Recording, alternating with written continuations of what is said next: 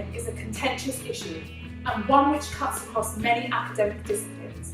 For example, it can be discussed through the lens of sociopolitics, economics, philosophy and ethics, and of course, science. In this presentation, I will explore global warming through a socio-cultural lens, focusing particularly on what we as individuals can collectively do to confront this challenge. From climate change deniers, such as US President Donald Trump, through to countries that run entirely on green, renewable energy sources, such as Iceland. Global warming is an issue that almost everyone has a strong opinion on. Undoing changes made by the Obama administration, who in 2016 signed the groundbreaking Paris Agreement to limit greenhouse gas emissions and channel aid to developing nations. Trump withdrew the USA in June 2017. Elected officials clearly range from those who believe global warming is a hoax to those who argue its severity, which ought to be collectively addressed. As of 2017, environmental scientists worldwide on the Intergovernmental Panel on Climate agree that human activity is the primary cause of global warming. It is the aim of this presentation to argue in agreement with this diagnosis and make the case that human activity is culpable for global warming.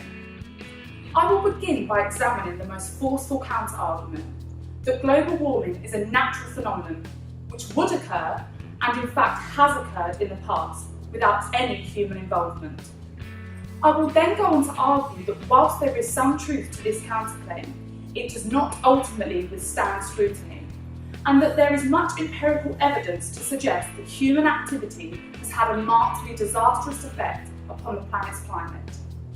I will then critically explore some of the proposals that have been put forth to mitigate human damage upon the climate, before closing with some suggested practices of my own based upon the research. Global warming skeptics argue that the planet is a dynamic bioorganism which constantly seeks homeostasis and has undergone radical shifts in climate before, citing, for example, previous ice ages that have taken place over the last 2.6 billion years, and in particular, the most recent glacial period, which peaked about 21,000 years ago. Global warming skeptics, such as Lomberg 2007, argue that human impact upon the Earth's climate is negligible and qualifies as no more than a footnote to the planet's history.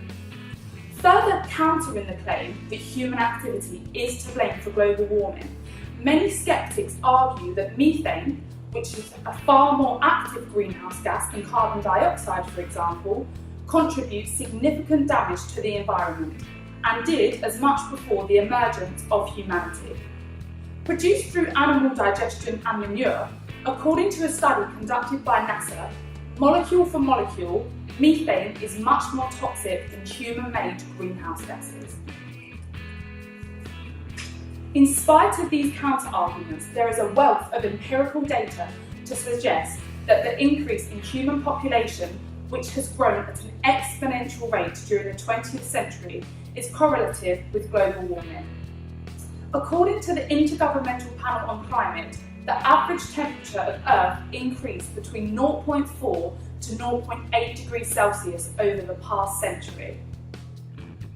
The panel argued that the burning of fossil fuels, land clearing and agriculture, amongst other human activities, are the primary source of global warming.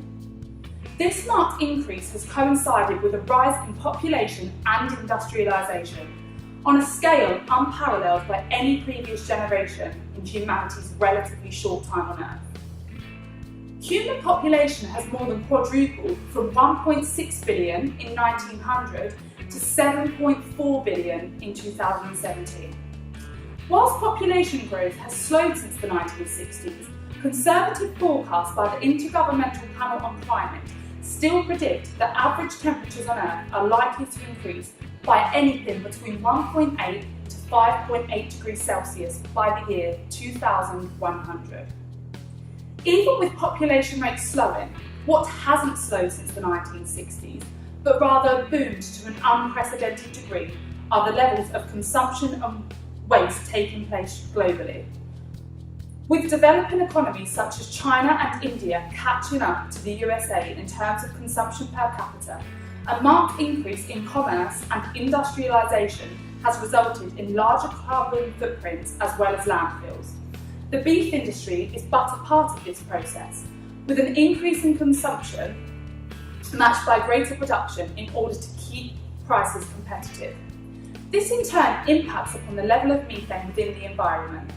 Therefore, the criticism that increases in levels of methane are evident that human activity is to blame for global warming are probably false.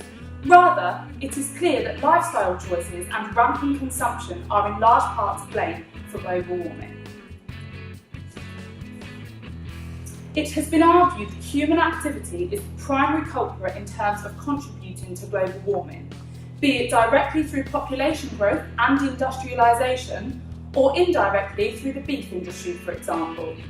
In this way, it is human activity that can mitigate the damage caused to the climate by altering cultural practices. For example, whilst introducing a carrier bag fee to reduce landfill waste and advising commuters to cycle rather than drive cars are noble pursuits, ultimately, bigger shifts such as fewer flights and consumption of animal products are required in order to make real, lasting impacts upon the climate. Altering consumer practices will oblige large corporations to respond in greener, more socio-environmentally healthy ways.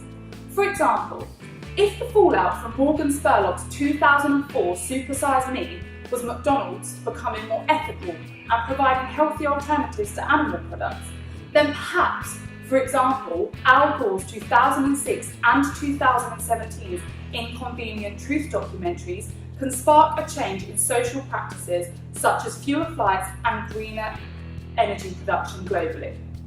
It is clear to see that climate change deniers and sceptics are not heeding the empirical data in front of them. What is needed is a shared global agreement, such as that engendered by the Panel on Climate, which sets an agenda for shared practices that will mitigate damage that has already been inflicted on the planet through human activity.